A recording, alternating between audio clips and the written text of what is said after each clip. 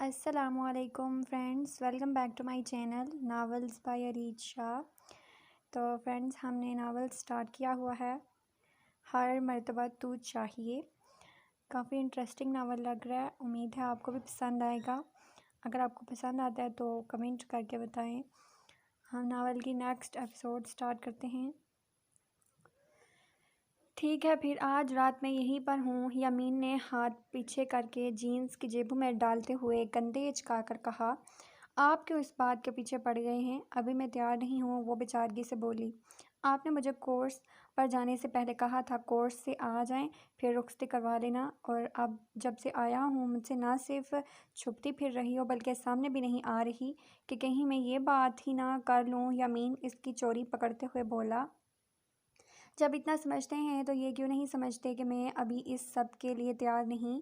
وہ مسکراتے ہوئے یمین کے جاذب نظر چہرے کو دیکھ کر بولی۔ کچھ پل وہ اسے دیکھتا رہا، پھر نظریں موڑ لی۔ اوکے کہتے ساتھ ہی واپسی کی جانب قدم بڑھائے۔ فرال کو لگا وہ ناراض ہو گیا ہے۔ ناراض ہو گئے اس سے پہلے کہ یمین فاصلے پر جاتا نے اس کے بازو پر ہولے سے ہاتھ رکھ کر روکا۔ یمین مڑا اس کی جانب آ کر ایک دم سر پر لب رکھے۔ فرال تو ساکت رہ گئی۔ آپ سے ناراض نہیں ہو سکتا، بس خود کو سمجھا رہا تھا۔ اس کی حیران نظروں میں پل بھر کر دیکھ کر خدا حافظ کہتا واش روم کی جانب بڑھا۔ فرال کتنے ہی لمحے اپنی جگہ سے ہل بھی نہ پائی۔ اگلے دن صبح جس وقت پاشا اپنی وہی فائل نکالنے کے لیے سیف کی جانب بڑھا، وہاں پر فائل نہ پا کر وہ چکرا گیا۔ پورا کمرہ چھان مارا، کہیں سے ایک صفحہ بھی برآمد نہ ہو سکا۔ کچھ ہی گھنٹوں میں تمام ملازموں کو لائن حاضر کیا۔ کون میرے کمرے میں گیا تھا؟ پاشا کی پھنکار سب کو سن کر گئی۔ سب ملازم تھر تھر کانپ رہے تھے۔ کیا بکواس کی ہے میں نے؟ غصے کی زیادتی کے باعث وہ چلایا۔ اس کا پی اے بھی پاس سر جھکائے کھڑا تھا۔ پاشا کے بیوی بچے باہر رہتے تھے اور وہ خود اس گھر میں اکیلا رہتا تھا۔ میں کھال ادھیڑ دوں گا سب کی۔ تمام ملازموں کی خاموشی اسے اور بھی کھلا رہی تھی۔ کل تو میرا کوئی دوست تک میرے بیڈ روم میں نہیں گیا، تو آخر میرے کمرے سے کچھ ضروری کاغذات کہاں چلے گئے؟ وہ سر تھامے بیٹھا تھا۔ سر جی ہم واقعی نہیں جانتے، ہم تو کچن اور لان کے علاوہ کہیں اور نہیں گئے۔ ملازموں میں سے ایک پرانا ملازم جھجکتے ہوئے بولا۔ وہ سب اس کے غصے سے واقف تھے، اس لیے زبان کھولنے کی ہمت نہیں کر پا رہے تھے۔ بہزاد کہاں ہے؟ یکدم پاشا کو اپنے ایک اور پرانے اور وفادار ملازم کی غیر موجودگی کا خیال آیا۔ سر جی وہ تو کل رات نہ جانے کہاں گیا، نظر نہیں آیا۔ اور ہاں ایک بات آپ کو بتانی تھی، کل وہ 3 ملازموں کو بھی لایا تھا، کہہ رہا تھا کام کا لوڈ زیادہ ہے، میرے جاننے والے ہیں، مدد کریں گے۔ وہ بھی نہ جانے کب یہاں سے گئے۔ ملازم کی بات پر پاشا چونکا۔ اس کے پی اے نے بھی سر اٹھا کر پاشا کی جانب دیکھا۔ تم جانتے ہو کون تھے، کہاں سے آئے تھے؟ پاشا کے پی اے نے پوچھا۔ نہیں سر جی۔ تم نے مجھے تب کیوں نہیں بتایا؟ پاشا پھر سے اسے غسیلی نظروں سے دیکھنے لگا۔ سر جی ہم سمجھے بہزاد نے آپ سے اجازت لے کر انہیں آنے کی اجازت دی ہوگی۔ وہ پھر سے ہکلاتے ہوئے بولا۔ میرے فرشتوں کو بھی نہیں پتا کہ وہ کمینہ انسان کسی اور کو یہاں لایا ہے۔ پاشا بے بس دکھائی دے رہا تھا، ادھر سے ادھر چکر کاٹتے بولا۔ ذہن منتشر تھا۔ فوراً اسے پہلے کہیں سے بھی زندہ لے کر آؤ، نہیں تو میری موت کے دن قریب آ جائیں گے، مجھے پتہ ہی نہ چلا میں آستین میں سانپ پال رہا تھا۔ پاشا کے لہجے میں گہرا صدمہ تھا۔ بہزاد ہمیشہ سے اس کے قریبی ملازمین میں سے رہا تھا۔ کیا تم ان میں سے کسی کا حلیہ بتا سکتے ہو؟ شہزاد، پاشا کے پی اے نے اسی ملازم سے پوچھا۔ جی ایک کا حلیہ یاد ہے، ملازم نے جلدی سے کہا۔ ٹھیک ہے، بندہ بلوا کر حلیہ کا اسکیچ بنواؤ، مجھے جلد از جلد ان تک پہنچنا ہے۔ جاؤ تم سب اب، اور اگر آئندہ کسی نے ایسی حرکت کرنے کا سوچا بھی تو تم لوگ جانتے ہو میں ایسے لمحوں میں انسان نہیں درندہ بن جاتا ہوں۔ پاشا نے اپنی ہون اشام آنکھوں سے سب ملازمین کی جانب باری باری گھور کر دیکھا۔ سب نظریں چراتے وہاں سے چلے گئے۔ اس معاملے کو جلد ہی حل ہونا چاہیے۔ ایک دو دن تک تو ٹال سکتا ہوں مگر اس سے زیادہ نہیں، پاشا نے شہزاد کی جانب دیکھ کر کہا۔ نڈال سا وہ صوفے پر بیٹھ گیا۔ سر آپ فکر نہ کریں، جس کسی نے یہ حرکت کی ہے وہ بچ کر نہیں جائے گا۔ شہزاد نے اسے تسلی دی۔ ابھی رات کو مجھے بھگا رہی تھی اور صبح ہوتے ہی فون پر فون۔ اس سے ثابت ہوا کہ آپ کا بھی میرے بغیر دل نہیں لگتا۔ وہ جو اپنے مسئلے کے حل کے لیے کب سے اس سے کال پر کال کر رہی تھی، اسے رات والی ٹون میں ہی پا کر غصے سے مٹھیاں بھیج کر رہ گئی۔ جاگ جائیں، وہ بے بسی کے مارے بس اتنا ہی کہہ پائی۔ سویا ہی کب تھا، کاش میں اس بندے کا نام مجنوں رکھ سکتی۔ فرال صرف سوچ کر ہی رہ گئی۔ جی تبھی 2 گھنٹے سے فون نہیں اٹھا رہے تھے؟ گھڑی پر 10 بجے کا وقت دیکھ کر وہ طنزیہ لہجے میں بولی۔ آپ کے خیالوں میں اتنا گم تھا کہ پتہ ہی نہیں چلا فون کب سے بج رہا ہے۔ فرال اپنا سر پیٹ کر رہ گئی۔ وہ حیران ہوتی تھی کہ وہ اتنا نان سیریس اس پروفیشن کو کیسے چلائے ہوئے ہے۔ آپ سیریس ہوں گے تھوڑی دیر کے لیے؟ آپ کی بار وہ منت سماجت کرنے لگی۔ میں تو کب سے سیریس ہوں، آپ ہی سیریس نہیں ہو رہی، شرارتی انداز میں بولا یامین پلیز۔ وہ جھنجھلائی۔ اچھا بتاؤ کیا بات ہے؟ اس کا روحانسا لہجہ اسے پٹری پہ لے آیا۔ ماما کہہ رہی ہیں پہلے ریزائن دو پھر لاک کھلے گا۔ اس کا ایک حل ہے میرے پاس، اور اس میں آپ کو ریزائن نہیں دینا پڑے گا۔ یامین کی بات پر اس کی ساری ہنسی ایک دم بیدار ہوئی۔ بتائیں، لہجے میں اشتیاق جاگا۔ رخصتی کروا لو پھر کوئی آپ کو ریزائن کے لیے نہیں کہے گا، اور آپ تو جانتی ہو میں نے آپ کو کبھی اس پروفیشن میں رہنے سے روکا نہیں، تو پھر ہر کسی کے سوال کا جواب میں خود دوں گا۔ آپ کی سوئس رخصتی سے باہر کیوں نہیں آ رہی؟ وہ منہ بنا کر بولی۔ اسی لیے کہ میری جان اس کے بغیر کسی بھی طرح میرے ہاتھ نہیں آ رہی۔ یامین کا ذو معنی لہجہ اسے نروس کر گیا۔ آپ کون سے کورس پر گئے تھے؟ کہیں رومانس کی کلاسز تو نہیں لے کر آئے؟ فرال کے تفتیشی انداز پر یامین اپنا بلند کہہ کر روک نہیں پایا۔ نہیں، مجھے تو کلاسز دینے کی ضرورت ہے، لینے کی نہیں۔ آپ کب سے جوائن کر رہی ہو؟ یامین نے پھر سے اسے تنگ کیا۔ یامین پلیز کچھ اور حل نکالیں، نہیں تو میں اب خودکشی کر لوں گی۔ وہ پھر سے روحانسی ہوئی۔ سچ میں کب؟ اف، میں بھی کہاں سر پھوڑ رہی ہوں۔ اس کا غیر سنجیدہ انداز اب فرال کو ایک آنکھ نہیں بھا رہا تھا۔ اچھا ٹینشن نہ لیں، ٹھیک آدھے گھنٹے بعد یہ دروازہ کھل جائے گا، ڈونٹ وری۔ وہ اس کی حالت کا مزہ لیتے ہوئے بولا۔ پہلی مرتبہ تو وہ اس بری طرح پھنسی تھی۔ تھینک یو، فرال نے خوش ہو کر کہا۔ آپ جیسی ان رومانٹک لڑکی سے یہ امید بھی نہیں کی جا سکتی کہ میاں کو تھینک یو کی جگہ کچھ اور بول دو۔ یامین بدمذاق ہوا۔ اب میں فون بند کر رہی ہوں، وہ اسے چڑھاتے ہوئے بولی۔ مطلب پرست؟ یامین نے بھی طنز کیا، اور یامین کا کہا سچ ثابت ہوا۔ ٹھیک آدھے گھنٹے بعد دروازہ نہ صرف کھلا بلکہ کسی نے اس سے ریزائن کا مطالبہ بھی نہ کیا۔ فرال نے دل ہی دل میں یامین کا ڈھیروں شکریہ ادا کیا۔ جوں ہی اسکیچ مکمل ہوا، وہ کافی حد تک ماہد کے اصل خد و حال کو واضح کر گیا۔ بس پتہ کرواؤ اس بندے کا کسی بھی طرح، مجھے 12 گھنٹوں کے اندر اندر اس بندے کی رپورٹ چاہیے۔ پاشا وہ اسکیچ ہاتھوں میں پکڑے شہزادے سے بولا۔ آپ فکر مت کریں، اس نے پاشا کو تسلی دی۔ اور کتنے بچے اٹھائے ہیں ماڈل ٹاؤن سے؟ اس نے کچھ سوچتے ہوئے پھر سے پوچھا۔ 10 بچے اٹھا لیے ہیں، ڈاکٹر شمس کے پاس پہنچا دیے ہیں۔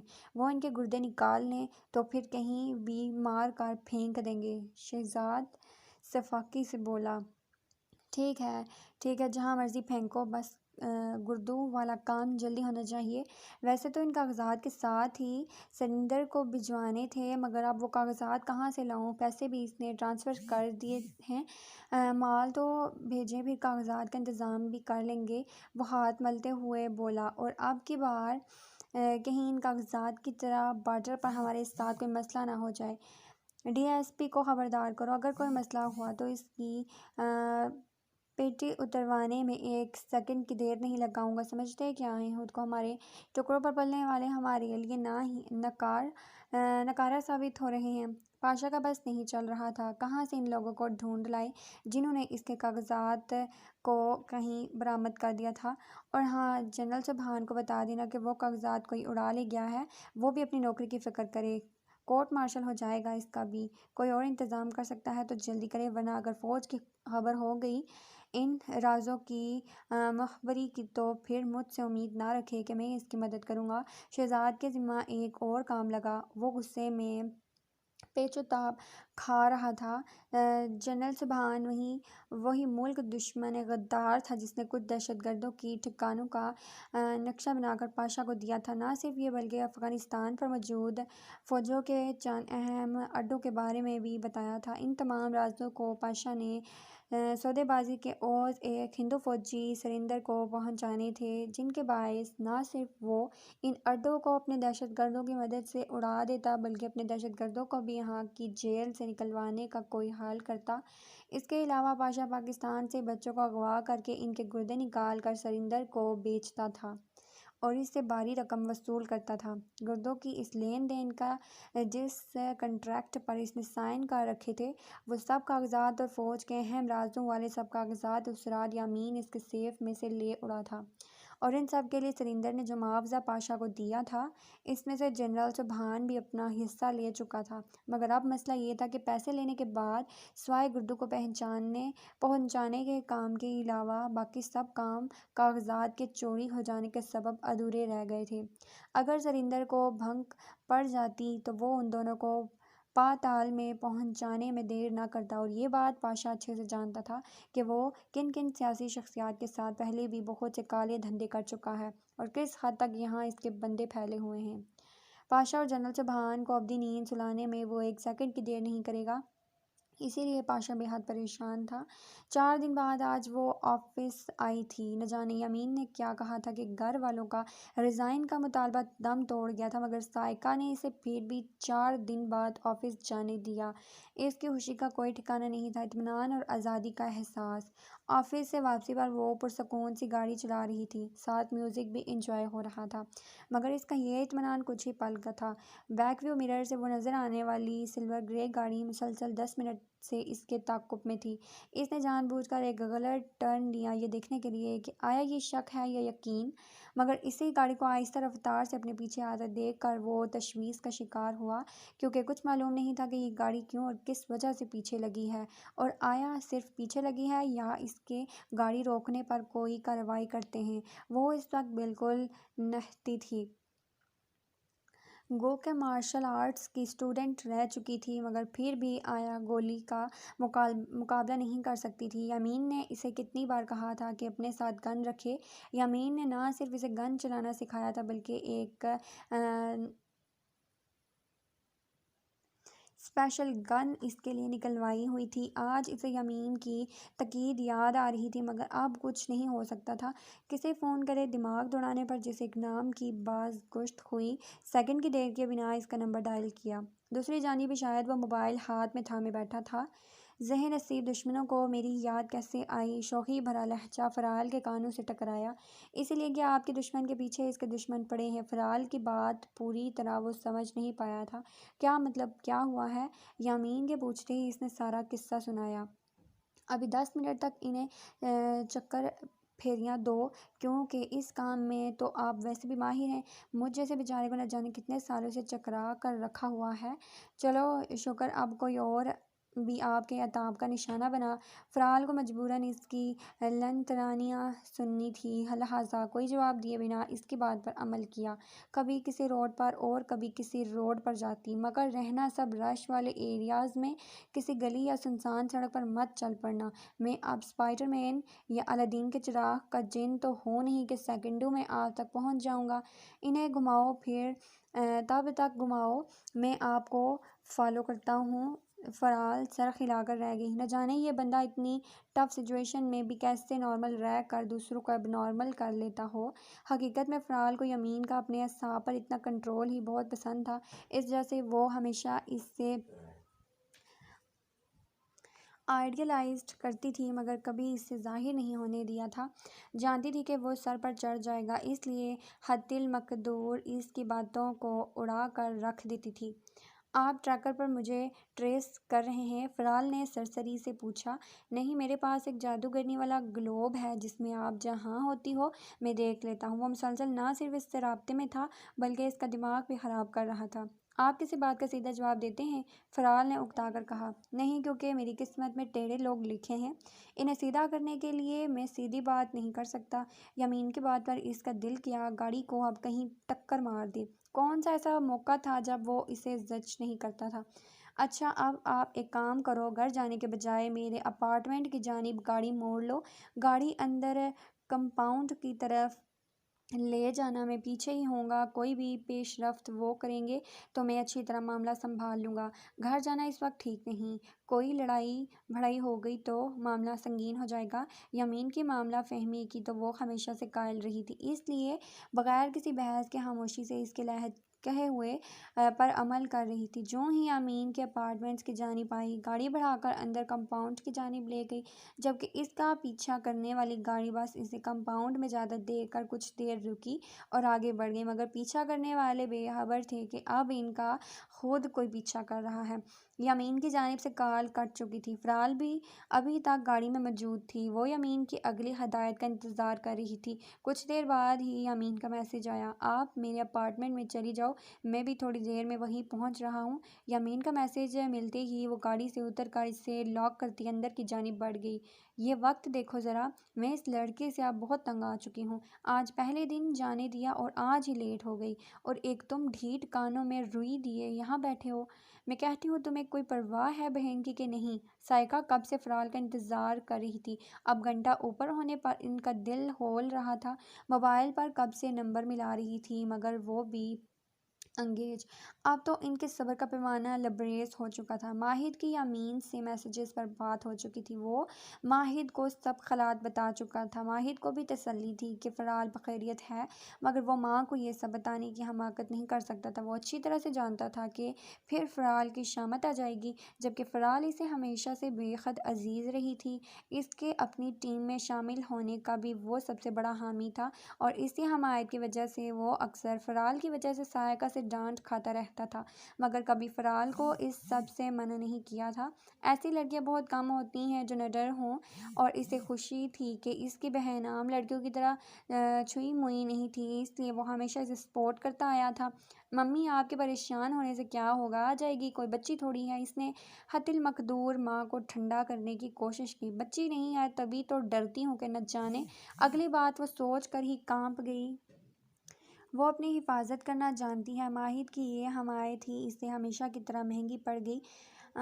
انہی باتوں کی وجہ سے وہ ایسی مرد مار بن گئی ہے۔ یہ تو تمہاری تایا تائی اور یمین کا حوصلہ ہے کہ انہوں نے اسے برداشت کر کے تعلق جوڑ لیا، نہیں تو کوئی اسے شادی کو تیار نہ ہوتی۔ نہ جانے کب سدھرے گی۔ میں تو آج تمہارے بابا سے بات کرنے والی ہوں، رخصتی کریں اس کی۔ میں تو آج موئی ہو گئی ہوں اس لڑکی کی ٹینشن لے لے کر۔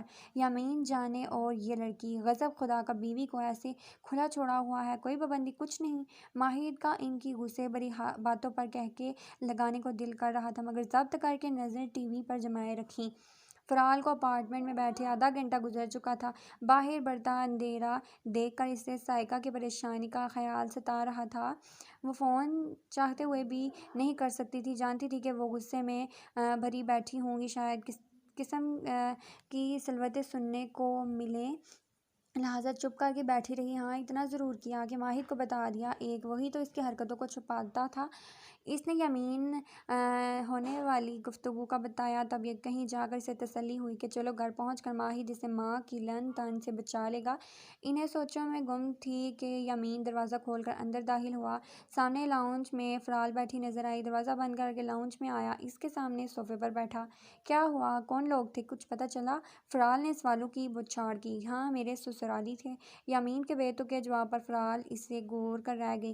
اچھا، بہت دیر میں ملے، پہلے بتا دیتے تو میرے ساتھ اس کا نکاح ہو جاتا نہ ہوتا نا۔ یمین کا کہکا بے اختیار تھا۔ کاش! یمین کے چڑانے پر وہ حقیقت میں چڑھ کر صوفے سے بیگ اٹھا کر جانے کے لیے کھڑی ہوئی۔ یار، اب آتے ہی اتنے سوال پوچھو گی تو چکر آ کر زبان تو لڑکھڑائے گی ہی نا۔ اسے شانت کرنے کو وہ جلدی سے بولا، جو اب بھی اسے خاموش کھڑی گھور رہی تھی۔ جانتا ہوں، بہت حسین آنکھیں ہیں، پہلے ہی گھائل ہوں، اور کیا کرنا چاہتی ہو؟ اس کی شوخی پر وہ بے بسی سے سر جھٹک کر رہ گئی۔ جو پوچھا ہے وہ بتائیں۔ دوبارہ سے بیٹھتے اس کی شوخ نظروں کو نظر انداز کرتے اپنی بات پر زور دے کر بولی۔ وہ پاشا کے ہی بندے تھے، میں نے انہیں پاشا کے فارم ہاؤس تک فالو کیا ہے، مگر وہ آپ کے پیچھے کیوں پڑے؟ اصل مسئلہ یہ جاننا ہے۔ ابھی ان کو روک کر حملہ کرنا، یہ کوئی بھی اور پیش رفت کرنا ٹھیک نہیں تھا، مگر گاڑی کا نمبر میں نے نہ صرف نوٹ کر لیا بلکہ فتح کو بھی میں نے پاشا کے روم ہاؤس کی نگرانی پر لگا دیا ہے۔ جیسے ہی وہ گاڑی وہاں سے نکلے گی وہ اس کو قابو کر کے پتہ لگوانے کی کوشش کرے گا، پھر دیکھتے ہیں کہ کیا کرنا ہے۔ یامین نے اب کی بار سنجیدگی سے جواب دیا، کیا اسے کاغذات کے حوالے سے تو مجھ پر شک نہیں ہے۔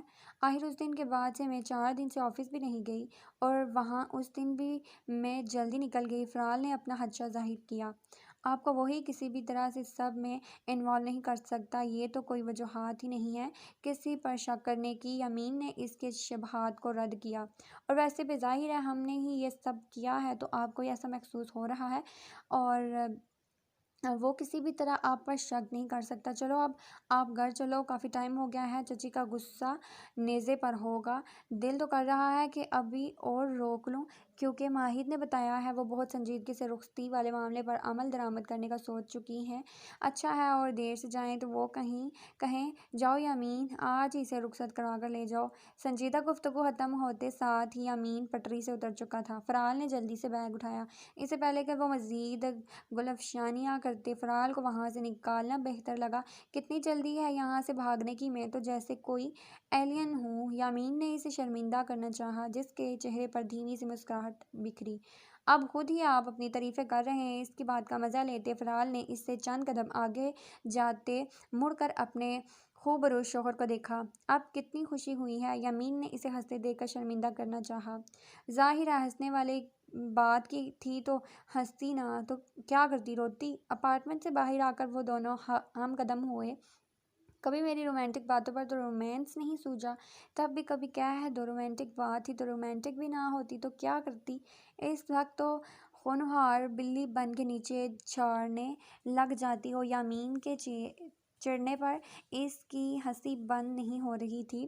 ابا کو کال کر کے کہتی ہوں آپ کے بیٹے کو رومانس کے دورے پڑ رہے ہیں، علاج کریں۔ وہ اسے دھمکاتے ہوئے گاڑی کی جانب بڑھی۔ آپ میرے دوست ہیں، وہ یہی کہیں گے بہو اسے میرے علاج کی نہیں تمہاری محبت بھرے علاج کی ضرورت ہے۔ اس سے پہلے کہ وہ گاڑی کا دروازہ کھول دی، یامین ڈرائیونگ سیٹ کے دروازے کے ساتھ ٹیک لگا کر دونوں بازو سینے پر باندھے اسے دیکھنے میں مگن تھا۔ کیا کر رہے ہیں؟ مجھے گھر جانا ہے، ابھی تو ماما کی پریشانی کے بارے میں بتا رہے تھے، آپ جانے دیں پلیز۔ اسے وہیں براجمان دیکھ کر فرال گھبرا کر بولی، کبھی تو اپنی اور میری بات بھی کر لیا کرو، یا ہمیشہ ہنگامی حالتوں میں ہی ملاقات ہوگی۔ یامین کی بے وقت کی راگنی فرال کو جھنجھلاہٹ میں مبتلا کر رہی تھی۔ آپ کو کیا ہو گیا ہے؟ جدائی کبھی کبھی آپ کو ایسے بہت سے راز بتا جاتی ہے جو غربت بتانے سے قاصر ہوتی ہے۔ ان 6 ماہ میں آپ کا تو مجھے پتہ نہیں، مگر میں نے آپ کو بہت مس کیا تھا۔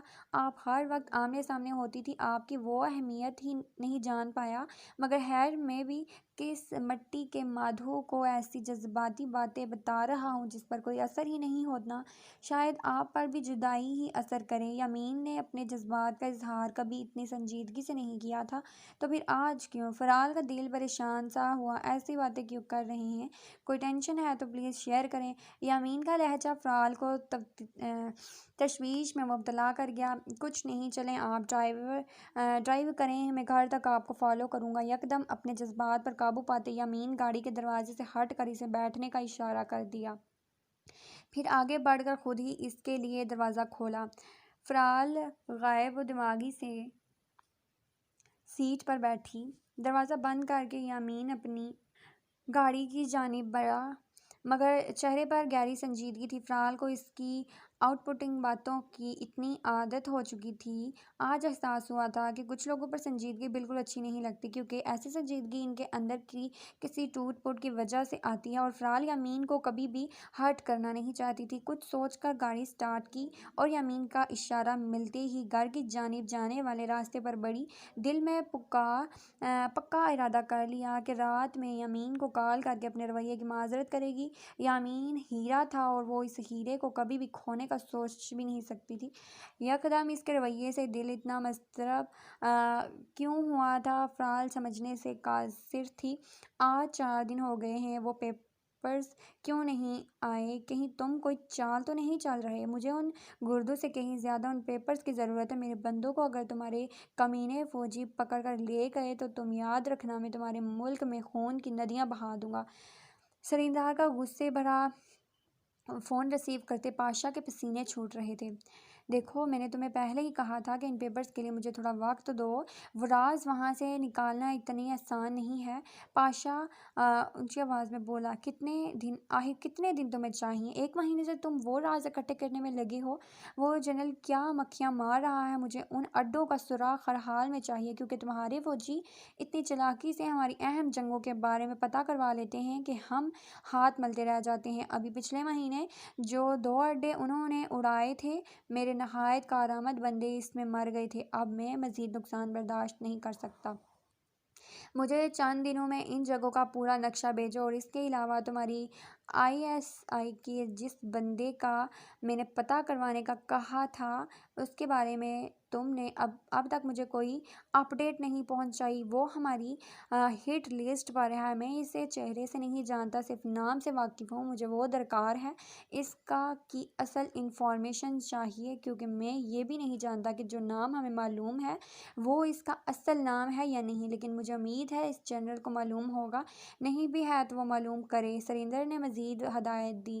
پاشا چکرا کر رہ گیا۔ ابھی تو وہ اس کے پہلے والے کام نہیں کر سکا تھا، اگلے کام کیا کرتا؟ اچھا، میں کوشش کرتا ہوں۔ اسے نہ چاہتے ہوئے بھی حامی بھر لی۔ کوشش نہیں، کام چاہیے، کام۔ سریندر پھر سے پھنکارا۔ جی میں کروں گا، اوکے۔ سریندر کا فون بند ہوتے پاشا نے حقیقت میں اپنے ماتھے پر آنے والا پسینہ پونچھا۔ اس کے اہم بندے اس کے سامنے ہی بیٹھے تھے۔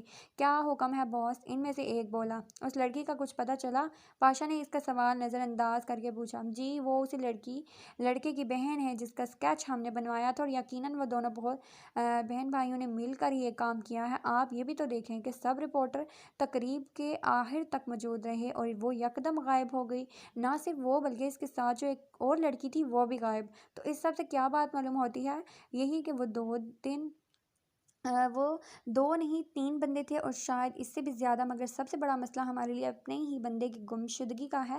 لیکن بہرحال ان میں سے کسی ایک کو بھی اگر ہم پکڑ لیں تو سب معاملہ کھول کے سامنے آ جائے گا۔ شہزاد نے ہر پہلو پر تفصیلی رائے دی۔ کہہ تو تم صحیح رہے ہو، اور اگر اس کی بہن کو قابو کر لیا جائے تو بھائی آرام سے دم ہلاتا پیچھے آ جائے گا، اور سب کچھ کھل کر سامنے آ جائے گا کہ کاغذات انہوں نے کہاں خرد برد کیے ہیں۔ پاشا نے سر اثبات میں کھلاتے مزید کہا، بالکل سر، مگر میری ایک اور بھی تجویز ہے۔ ابھی اس لڑکی پر حملہ کروائیں، معمولی سا، ان لوگوں کو خبردار کرنے کے لیے فون کر کے اسے ہراساں کیا جائے تاکہ وہ خود ہی سرنڈر کر لیں۔ ہمارے بے حد اہم بندہ ان کے ہاتھ لگ چکا ہے۔ بہت سے ایسے قتل و غارت کے کیس ہیں جن میں ہم ملوث ہیں۔ اگر وہ سب بہزاد نے اگل دیے تو آپ سوچ سکتے ہیں کہ ہمارا مستقبل کہاں پر ہے۔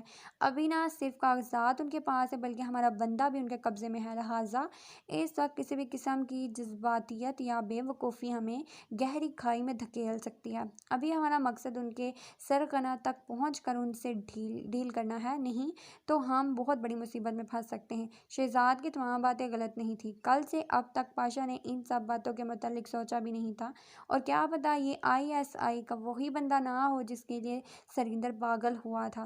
ٹھیک ہے، جیسے تم بہتر سمجھتے ہو ویسے کرو۔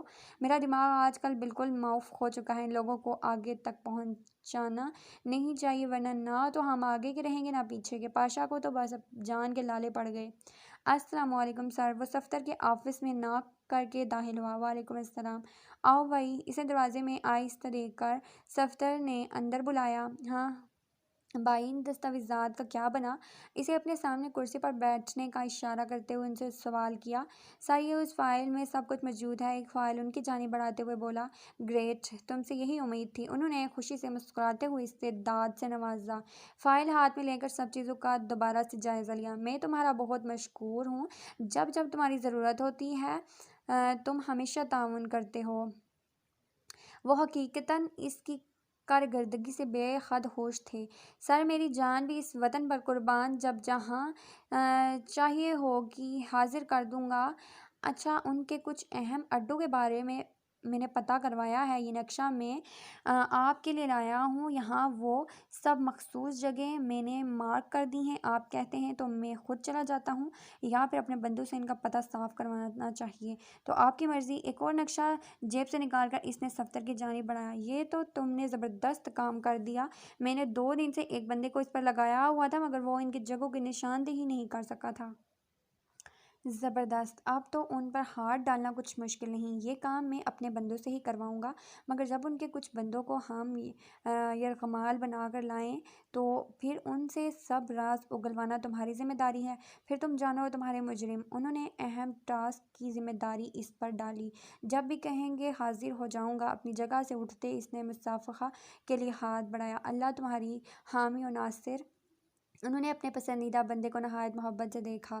اللہ آپ کی بھی ہر لمحہ حفاظت کرے، انہیں دعا دیتا وہ صفتر کے آفس سے باہر آ گیا۔ ابھی وہ آفس سے نکل ہی رہا تھا کہ موبائل پر فرال کا نمبر بلنک کرتا دیکھ کر ایک خوبصورت مسکراہٹ اس کے چہرے پر بکھری۔ آج کون پیچھے لگ گیا؟ ابھی 2 دن پہلے کی ہی تو بات تھی جب وہ بمشکل پاشا کے بندوں سے بچی تھی۔ آپ کے علاوہ کسی میں اتنی ہمت ہے؟ لہجے میں عجیب سا غرور تھا۔ یامین اپنا بے اختیار کہہ کر روک نہ سکا۔ ہاں جی، اسی لیے تو آپ کے مزاج نہیں ملتے۔ اس کا مغرور سا لہجہ یامین کو انوکھی خوشی میں مبتلا کر گیا۔ یعنی وہ اس کی محبت میں جتنی لال بنتی تھی اتنی ہے نہیں۔ اچھا، آپ سے ایک ضروری بات کرنی ہے۔ میں آفس سے واپسی کے راستے پر ہوں، آپ کہاں مل سکتے ہیں مجھے؟ جلدی سے اپنے مطلب کی بات پر آئی کہکشاں کہ اس پار دنیا کے بکھیڑوں سے دور کسی نخلستان میں۔ اور اف یامین پلیز، کہاں سے اتنی فضول باتیں آپ کے دماغ میں آ جاتی ہیں؟ فرال نے سر جھٹک کر کہا۔ یار ڈیٹ پر بلا رہی ہو؟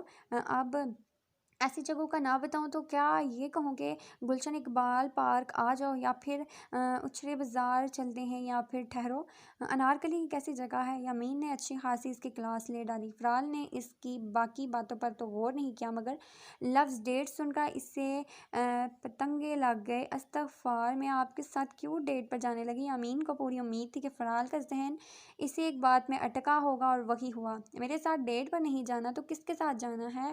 اب اللہ نے آپ کے لیے کوئی اور آپشن نہیں رکھی، لہٰذا مجھ پر ہی گزارا کریں، یامین نے راب جماتے ہوئے کہا۔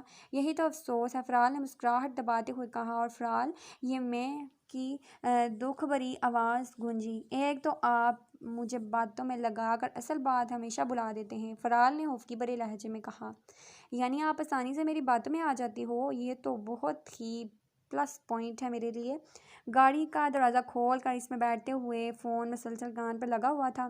بس ایسی باتوں پر ہی خوش ہوتے رہیں گے؟ فرال اسے کوئی جواب نہیں بن پڑ رہا تھا۔ لاجواب ہو گئی نا آپ کی بات؟ یامین نے مسکراہٹ دبائی۔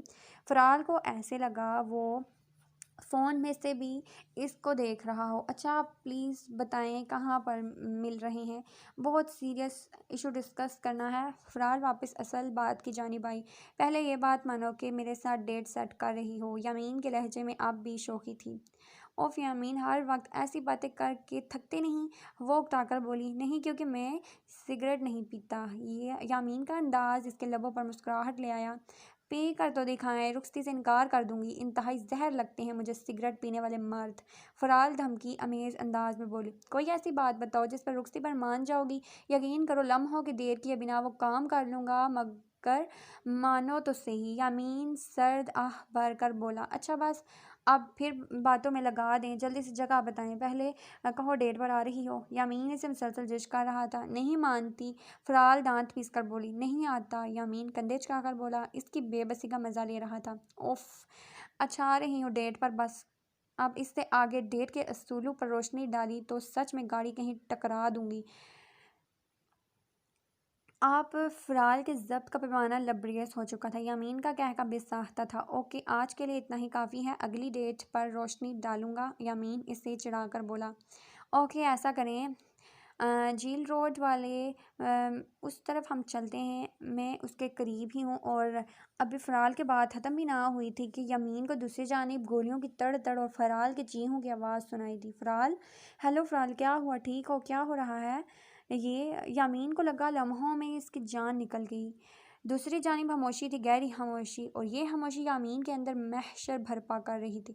فرال کچھ تو بول، وہ چلایا جلدی سے اپنے موبائل کے ٹریکر پر فرال کی لوکیشن ٹریس کی۔ موبائل پر لوکیشن ظاہر ہوتے ہی یامین کی گاڑی ہوا سے باتیں کرنے لگی۔ یامین کو کوئی ہوش نہ تھا کہ وہ کس طرح اس جگہ پہنچا جہاں فرال کی گاڑی فٹ پاتھ پر چڑھی کھمبے میں دھسی ہوئی تھی۔ یامین کے پہنچتے تک بہت سے لوگ فرال کی گاڑی کے آس پاس کھڑے تھے۔ کسی نے ریسکیو 1122 کو بھی فون کر دیا تھا۔ یامین نے وہاں موجود لوگوں کو ہٹا کر کسی کو بھی فرال کو ہاتھ لگانے سے منع کر دیا۔ دونوں ہاتھوں میں اپنی کائنات کو اٹھائے وہ ریسکیو کی وین کی جانب بڑھا۔ فرال کے ماتھے سے خون بہہ کر اس کے پورے چہرے پر پھیلا ہوا تھا۔ اس کی مدھم ہوتی سانسیں یامین کی جان نکال رہی تھی۔ کچھ لمحوں پہلے اس چہرے پر مسکراہٹ نے رنگ بکھیرے تھے، مگر اب وہاں خون کے لال رنگ کے علاوہ اور کوئی رنگ نہیں نظر آ رہا تھا۔ فرال کو وین میں موجود اسٹریچر پر لٹا کر وہ نیچے اترا۔ اترتے ساتھ ہی وہاں موجود پولیس کے کچھ بندوں کو ہدایت دی۔ وہ لوگ صحافی ہونے کے ناطے یامین کو بہت اچھے سے جانتے تھے۔ فرال کی گاڑی کی انویسٹیگیشن پر انہیں مامور کر کے ماہد کو فون کیا۔ بہت سے صحافی بھی وہاں موجود تھے۔ یکدم وہ سب واقعہ خبروں کی اہم زینت بن گیا، خاص طور سے وہ چینل جہاں فرال اور یامین اور ان کے گروپ کے باقی لوگ کام کرتے تھے۔ وہاں کے چند صحافی اور کیمرہ مین بھی پہنچ چکے تھے۔ سب یامین کو روک کر پوچھ تاچھ کرنا چاہتے تھے، مگر یامین نے معذرت کر کے اپنی گاڑی اسے ہاسپٹل کی جانب بڑھا دی جہاں فرال کو لے جایا گیا تھا۔ چند ہی لمحوں میں فرال اور یامین کے گھر والے ہاسپٹل میں یامین کے ہمراہ تھے۔ ایمرجنسی میں فرال کو فوری ٹریٹمنٹ دیا جا رہا تھا۔ سب پریشان بیٹھے تھے، خون بہت بہہ چکا تھا۔ یامین نے فوری خون کی بوتلوں کا انتظام کر لیا تھا، اس کے باوجود اس کی حالت خطرے سے خالی نہیں تھی۔ گاڑی کا انجر پنجر ہو چکا تھا۔ میں کہتی تھی نا، اس لڑکی کے لیے یہ فیلڈ ٹھیک نہیں۔ کسی نے میری بات نہیں سنی، نہ جانے کتنے دشمن بن جاتے ہیں۔ یا اللہ میری بچی کو بچا لینا۔ سائقہ کا رو رو کر برا حال تھا، جتنا اس کے شوق سے چڑھتی تھی اتنی ہی انہیں وہ عزیز بھی تھی۔ کبھی ان کی نافرمانی نہ کرنے والی، نہ جانے اس فیلڈ میں آتے ہی کیوں سب کچھ فراموش کر گئی تھی۔ کبھی ان سے بدتمیزی نہیں کی تھی، مگر ان کی کسی ایموشنل بلیک میلنگ کو خاطر میں بھی نہیں لاتی تھی۔ نہ جانے کیسا جنون تھا اس میں اپنے کام کے حوالے سے کہ کسی کی بھی بات کو نہیں سنتی تھی۔ سب خاموش تھے، کسی کے پاس ان کے سوالوں کا جواب نہ تھا۔ یامین کو اپنا آپ مجرم لگ رہا تھا۔ وہی تو تھا اس کے اس جنون کے پیچھے، سب کی مخالفت مول لے کر ہمیشہ اسے اس فیلڈ میں سپورٹ کیا تھا۔ گہری سوچ میں مگن تھا کہ موبائل پر کال آئی۔ کال اسی پولیس آفیسر کی تھی جسے فرال کی گاڑی کو چیک کرنے کا حکم دے کر آیا تھا۔ ہیلو جی وکاس۔ وہ سب اس وقت ایمرجنسی کے باہر بنے کاریڈور میں موجود تھے۔ یامین وہاں سے ہٹ کر تھوڑا آگے پلر کے پاس کھڑا ہو گیا۔ سر، فرال میم کی گاڑی کے چاروں ٹائرز کو گولیوں کا نشانہ بنایا گیا تھا۔ یہ سیدھا سادہ حملے کا کیس ہے، آپ کہتے ہیں تو میں فائل بنا کر اس کیس کو پروسیج کرتا ہوں۔ وکاس نے اسے تفصیل بتائی۔ نہیں وکاس، ابھی نہیں۔ مجھے یہ بتاؤ کہ کیا اس روڈ پر کوئی کیمرہ نصب ہے؟ یامین نے اسے روکتے ہوئے سوال کیا۔ جی سر، موجود ہے، وکاس نے تصدیق کی۔ بس اس کیمرے کی اس وقت کی ریکارڈنگ مجھے آج رات میں چاہیے، اس کے بعد سوچتے ہیں کیا کرنا ہے۔ یامین نے اسے ہدایت دی۔ ٹھیک ہے سر۔ میم کی طبیعت سنبھلی ہے؟ وکاس نے فرال کا پوچھا۔ نہیں، ابھی تک ڈاکٹرز نے کچھ نہیں بتایا۔ تم دعا کرنا، یامین کے لہجے میں یکدم یسیت گھلی۔ اللہ بہتر کرے گا، آپ پریشان نہ ہوں۔ کوئی بھی اور خدمت چاہیے ہو، بندہ حاضر ہے۔ اس نے فوراً اپنی خدمات پیش کی۔ تکلیف کے وقت بھی کبھی کبھی لوگوں کا عمل نہیں ان کے سچی ہمدردی میں لپٹے دو چار الفاظ ہی اس تکلیف کا اثر زائل کر دیتے ہیں۔ یامین بھی اس کے خلوص پر ہلکا سا مسکرایا۔ نہیں یار، بہت شکریہ، بس اس وقت دعاؤں کی ضرورت ہے۔ یامین نے سرد فضا کے سپرد کی۔ تھینکس اگین وکاس، اللہ حافظ۔ یامین نے الوداعی کلمات کہہ کر فون بند کر دیا۔ آخر 6 گھنٹوں کے طویل انتظار کے بعد فرال کی حالت کافی حد تک سنبھل گئی۔ یامین کو یہ 6 گھنٹے کچھ صدیوں کے برابر لگ رہے تھے۔ جیسے ہی ڈاکٹر نے اطلاع دی کہ فرال اب خطرے سے باہر ہے، یامین کے قدم سائقہ کی جانب بڑھے۔ مجھے معاف کر دیں چچی، مجھے لگ رہا ہے فرال کی اس حالت کا ذمہ دار میں ہوں، مگر آپ یقین کریں میرے لیے ہمیشہ یہ بات اہم رہی ہے کہ وہ زندگی میں وہ سب حاصل کرے جس کی وہ تمنا کرتی ہیں، مگر شاید یہ سب کرتے میں بھول گیا تھا جب کوئی آپ کا پیار آگ سے کھیلنے کی خواہش رکھے تو اسے کھیلنے نہیں دیا جاتا بلکہ منع کیا جاتا ہے۔ پلیز آپ مجھے معاف کر دیں، میں نے اسے آگے سے کھیلنے سے منع نہیں کیا۔ سائقہ کے قریب बेंच पर बैठते इनके सामने हाथ जोड़े ندامت سے سر جھکائے ایسا لگ رہا تھا وہ اپنے آنسو پر مشکل سے بند باندھے ہوئے ہیں۔ نہیں میری جان، میں نے تمہیں تو کبھی اس سب کا قصوروار نہیں جانا۔ جب کوئی شخص کسی چیز کی خواہش کرے تو وہ اسے پانے کے لیے آخری حد تک جاتا ہے۔ فرال کی اس فیلڈ میں آگے بڑھنے کی اس خواہش کو ہم غصے اور زبردستی سے روک بھی دیتے تو وہ کوئی اور راستہ چن لیتی۔ مجھے خوشی ہے کہ وہ اپنے ملک اور قوم سے اس قدر شدید محبت کرتی ہے، مگر کیا کروں، ماں ہوں نا، اولاد کا غم نہیں سہ سکتی۔ تم لوگ ماں باپ بنو گے نا، تب جانو گے اولاد کو ذرا سی بھی خراش آئے تو دل کیسے کانپتا ہے۔ سائقہ نے اس کے جڑے ہاتھوں کو پکڑ کر کھولتے ہوئے کہا، تھوڑی دیر پہلے میں غصے اور پریشانی میں تھی، نہ جانے کس کس کو کیا کیا کہہ گئی۔ تم مجھے معاف کر دو اگر میں نے کچھ بھی غلط کہہ کر تمہارا دل دکھایا ہے۔ میں ہی کیا، سب جانتے ہیں تم اس سے کتنی شدید محبت کرتے ہو۔ اس کے چہرے کو دونوں ہاتھوں میں تھام کر اس کے ماتھے پر پیار کرتے ہوئے بولی۔ وہ مسکرائی۔ پھر بھی چچی، بس اللہ کا شکر ہے ہم کسی بھی بڑے نقصان سے بچ گئے، مگر میری تم سے ایک گزارش ہے۔ یمین کے دونوں ہاتھ تھامتے ہوئے سائقہ نے ایک سسکاری لی۔ کہیں چچی، بلا جھجک۔ سب کے مابین ہونے والی گفتگو خاموشی سے کھڑے سن رہے تھے۔ بس تم اب اسے رخصت کروا لو، تمہیں سونپ کر میری آدھی فکر دور ہو جائے گی۔ ایک جانب اولاد سمجھ کر پریشان ہوتی ہوں تو دوسری جانب یہ فکر کھائی جاتی ہے کہ وہ تمہاری امانت ہے، ذرا سی بھی اونچ نیچ ہوئی تو تمہیں کیا جواب دوں گی۔ وہ بات جو آج کل وہ نہایت سنجیدگی سے سوچ رہی تھی، یامین سے وہ کہنے کا یہ وقت انہیں نہایت مناسب لگا۔ آپ فکر نہیں کریں، میں بھی یہی ارادہ رکھتا ہوں، اب آپ کی بیٹی کی ایک نہیں سننی۔ ہولے سے مسکراتے انہیں یقین دلایا کہ جیسا وہ چاہتی ہے ویسا ہی ہوگا۔ شکر ہے، بس اب اس کے ٹھیک ہوتے ہی تم اسے لینے آ جاؤ، کیونکہ میں صحیح کہہ رہی ہوں نا۔ باقی سب کی جانب دیکھتے ہوئے انہوں نے اپنی خواہش کی درستگی کی تصدیق چاہی۔ بالکل صحیح۔ سب کے چہروں کی خوشی بتلا رہی تھی کہ سب اس کے فیصلے کے حق میں ہیں۔ بس اب وہ جو اندر موت کو شکست دے کر آئی تھی، اسے بھی اس بات کے لیے منانا تھا، اور یمین سے بہتر یہ کام کوئی نہیں کر سکتا تھا۔ شام میں وقاص نے اسے ویڈیو بھجوائی تھی جس میں فرال کی گاڑی پر دوسری گاڑی نے فائرنگ کی تھی۔ یمین نے فتح کو وہ ویڈیو بھجوا کر اس گاڑی کو پتہ کروانے کا کام سونپا۔ تم لوگوں کو میں نے صرف 2 برسٹ مارنے کا کہا تھا، یہ نہیں کہا تھا سب گولیاں اس کے ٹائروں پر برباد کر دو۔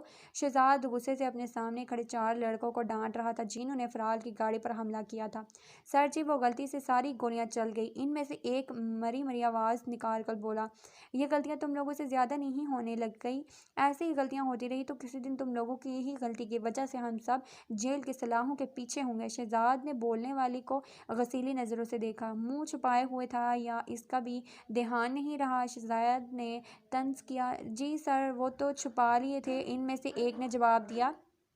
ٹھیک ہے، دفعہ ہو جاؤ یہاں سے، اور ابھی 1 ہفتہ کم از کم تم لوگ اپنے اڈے سے باہر نہیں آؤ گے۔ شہزاد نے کچھ سوچ کر کہا، جی سر جی، جیسے آپ کہیں۔ ایک نے تابعداری سے کہا۔ ابھی وہ سب نکل کر گئے ہی تھے کہ پاشا کا فون آنے لگا۔ جی سر۔ شہزاد نے لمحے کی دیر کیے بنا فون اٹھایا۔ وہ لڑکی تو کافی بری طرح زخمی ہوئی ہے، تم نے تو کہا تھا کہ معمولی سا حملہ ہوگا۔ پاشا غصے میں بول رہا تھا، وہ ابھی اپنا نام اس معاملے میں نہیں آنے دینا چاہتا تھا۔ ابھی تو سریندر اس کی جان کا دشمن تھا، یہاں کے لوگ بھی اس کے پیچھے پڑ جاتے تو وہ تو گیا تھا کام سے۔ دیکھو شہزاد، میں اس وقت کسی قسم کی حماقت افورڈ نہیں کر سکتا، اس نے تنبیہ کی۔ ارے سر، آپ پریشان نہ ہوں، جلد ہی مثبت نتائج سامنے آئیں گے اور آپ دیکھیے گا کہ ان کاغذات سمیت ہمارا بندہ بھی ہمارے حوالے کریں گے وہ۔ شہزاد نے اسے تسلی دلائی۔ جو بھی ہے سوچ سمجھ کر قدم اٹھانا۔ اس نے پھر سے شہزاد کو باخبر کیا۔ آپ فکر نہ کریں سر، فکر تو اسے اب کرنی تھی۔ اب اللہ برے کا برا انجام کرنے کے لیے اسے اسی کے بچھائے جال میں پھنسا دیتا ہے کہ اس کی عقل سمجھ بوجھ سب اس سے ایسے فیصلے کرواتے چلے جاتے ہیں جو اسے دلدل میں دھکیل دیتے ہیں۔ پاشا کے ساتھ بھی یہی ہو رہا تھا۔ سکون نہیں تھا آپ کو بھی؟ کہیں بھاگی جا رہی تھی کیا؟ روحن سی آواز۔ یمین کے چہرے پر مسکراہٹ بکھیر گئی۔ ہاتھوں پر لگی سوکھی مہندی کو وہ ویسے دیکھ رہی تھی جیسے اس میں یمین کی تصویر نظر آ رہی ہو۔ فرال جیسے ہی صحت یاب ہوئی، یمین نے اس کی ایک نہ چلنے دی اور رخصتی کی ڈیٹ فکس کر کے ہی دم لیا۔ جس دن رخصتی کی ڈیٹ فکس ہونی تھی اس دن یمین کے فون نے اس کے ہر اعتراض کو پس پشت ڈال دیا۔ میں نے ہمیشہ آپ کی ہر بات مانی اور اسی وجہ سے مجھے لگا کہ آپ کو اس تکلیف سے گزرنا پڑا۔ میں چاہتا ہوں اب ہر لمحہ میں آپ کی حفاظت کروں، اپنی ایک مرتبہ کی غفلت معاف کر سکتا ہوں، بار بار کی نہیں، اور ہر لمحہ کی حفاظت میں تب تک نہیں کر سکتا جب تک آپ کے شب و روز میرے ساتھ نہ گزریں۔ پلیز آپ کو اس رشتے کے حوالے سے جتنا وقت اور درکار ہے وہ آپ میرے قریب آ کر بھی لے سکتی ہیں۔ کیا میں یہ امید کر سکتا ہوں کہ میری محبت کو سمجھتے ہوئے آپ میری اتنی سی خواہش کا پاس رکھ لو؟ یامین نے اس کے لیے انکار کی کوئی گنجائش نہیں رکھی تھی۔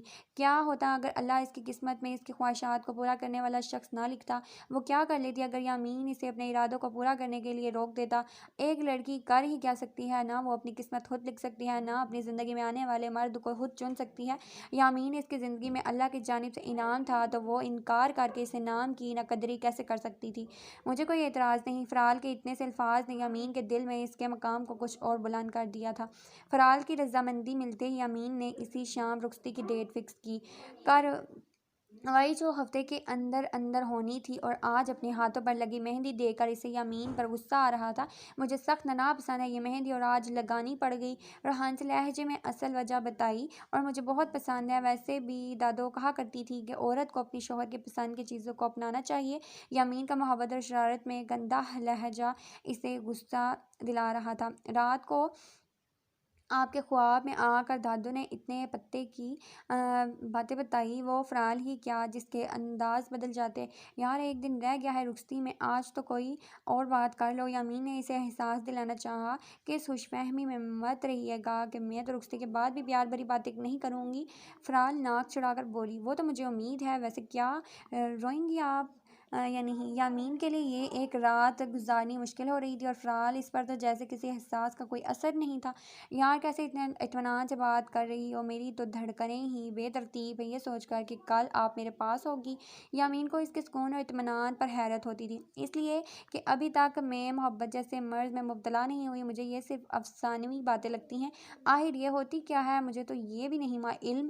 وہ صاف کوئی سے بولی، محبت وہ جذبہ ہے جس میں انسان کو اپنی جگہ صرف اپنا محبوب دکھائی دے، وہ آئینے میں اپنا عکس بھی دیکھے تو اسے اپنے محبوب کا عکس نظر آئے۔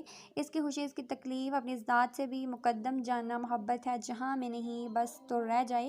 یامین کی جذبوں سے پر آواز فرال کو سوچ میں ڈال گئی، اور میری دعا ہے کہ کل مجھ تک پہنچتے ہی یہ جذبہ شدت سے آپ پر حملہ آور ہو۔ یامین کی خواہش پر وہ مسکرائے بغیر نہ رہ سکی۔ ہزاروں خوشیاں ایسی فرال نے جان بوجھ کر مصرعہ ادھورا چھوڑا جو اللہ ہر مرتبہ پوری کرے۔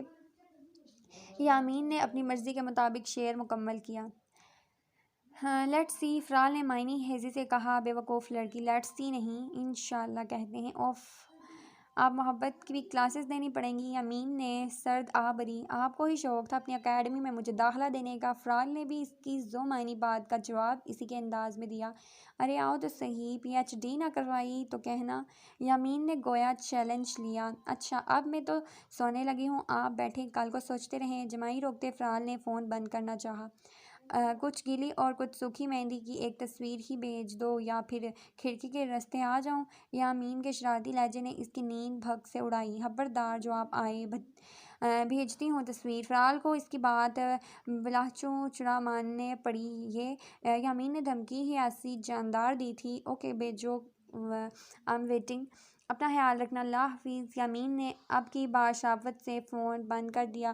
ابھی فون بند کیے زیادہ وقت نہیں گزرا تھا کہ واٹس ایپ پر فرال کا میسج آیا۔ جیسے ہی یامین نے کھولا، مہندی سے سجے خوبصورت ہاتھوں کی تصویر اس کی رہی سہی نیند بھی اڑا گئی۔ کچھ سوچ کر پھر سے فون کیا۔ میں سو چکی تھی۔ تیسری بیل پر فون اٹھاتے ہی ایک ناراض سی آواز یامین کو قہقہ لگانے پر مجبور کر گئی۔ میرا نام کیوں نہیں لکھا مہندی سے؟ یامین کی بات پر وہ جو لیٹے ہوئے فون کان سے لگائے سن رہی تھی، بھگ سے نہ صرف اس کی نیند اڑا دی بلکہ دماغ بھی اڑا دیا۔ میں کوئی 16ویں صدی کی لڑکی نہیں، اور نہ ہی آپ کوئی رانجھا ہیں، حد ہو گئی ہے۔ بہتر تھا صحافی بننے کے بجائے شاعر یا مصنف بن جاتے۔ یا اللہ، اور رومانس کا ایسا بے خودہ ظہیرہ ہے آپ کے پاس کہ حد نہیں، آپ کے لیے مہندی لگا لی ہے نا، اسے ہی غنیمت سمجھیں۔ اور اب میں فون بند کر رہی ہوں، خبردار دوبارہ کیا تو، نہیں تو آف کر دوں گی میں، اور کل تب ہی آن کروں گی جب مجھے لینے گھر آئیں گے۔ یامین کی عقل پر افسوس کرتی کرتی اسے دھمکی دے کر بولی، کہو تو ابھی لینے آ جاؤں۔ ویسے ایک بات میں نے نوٹس کیا، یامین نے سنجیدہ ہوتے بڑے رازدارانہ انداز میں کہا۔ وہ کیا؟ فرحال نہ چاہتے ہوئے بھی اس سے پوچھ بیٹھی۔ وہ یہ کہ کل کا دن آنے کے آپ کو بھی بڑی جلدی ہے، بس اوپر اوپر سے ڈرامے کر رہی ہیں۔ یامین نے مسکراہٹ روک کر غصے سے بولا، مجھے لگ رہا ہے کل آپ بارات لانے کے موڈ میں نہیں۔ آپ اچھے سے جانتے ہیں ابا میری کتنی بات مانتے ہیں، میں اگر اب بھی کہہ دوں کہ کل میں نے رخصتی نہیں کروانی تو وہ ابھی سب ختم کر دیں گے۔ فرحال نے اسے بہت کچھ باور کروایا، وہی تو ایک ابا اور ایک ابا کی بہو، دونوں نے کہیں کا نہیں چھوڑا۔ یامین نے آہ پکار کی، کہیں اور کا ہم چھوڑیں گے بھی نہیں آپ کو، کہیں اور کا آپ سوچ کے تو دکھائیں۔ یامین کی بات کو وہ جس رنگ میں لے گئی وہ یامین کو مزہ دلا گیا۔ اوئے ہوئے حسد، اور جو اگر میں کہیں اور دیکھ لوں تو؟ یامین نے جان بوجھ کر بات کو ادھورا چھوڑا، تو پھر میں آپ کی آنکھیں پھوڑ دوں گی نا، وہ نہ کسی اور کی جانب اٹھیں گی۔ نہ جانے اس کی بات سن کر فرحال کو کیا ہوا، یکدم حسد کا جذبہ بہت بری طرح اس پر حاوی ہوا۔ اف، اس حسد میں کتنی محبت ہے، واہ مزہ آ گیا۔ یامین اس کی بات کو انجوائے کر رہا تھا۔ یامین آپ نے ایسے کیوں کہا ہے؟ یکدم وہ سنجیدہ ہوئی، ارے یار مذاق میں کہہ رہا تھا، آپ کو پتہ ہے حسد کسی کی آپ کے لیے محبت جانے کا بہترین آلہ ہے، اور مجھے خوشی ہو رہی ہے کہ انجانے میں ہی صحیح میں نے یہ آلہ استعمال کیا ہے، نہیں تو یہی سمجھتا کہ میں ہی آپ کے لیے مجنوں بنا ہوا ہوں۔ یامین کی بات پر اسے ایک گونا تسلی ہوئی، ریلیکس ہو کر سو جاؤ، صرف تنگ کر رہا تھا۔ یامین نے بات کلیئر کی، اوکے گڈ نائٹ۔ فرحال نے کچھ لمحہ سوچنے کے بعد کہا، اوکے ڈیئر گڈ نائٹ، اللہ حافظ۔ یامین نے بھی اب کی بار شرافت سے خدا حافظ کہہ کر فون بند کر دیا۔ السلام علیکم فرینڈز۔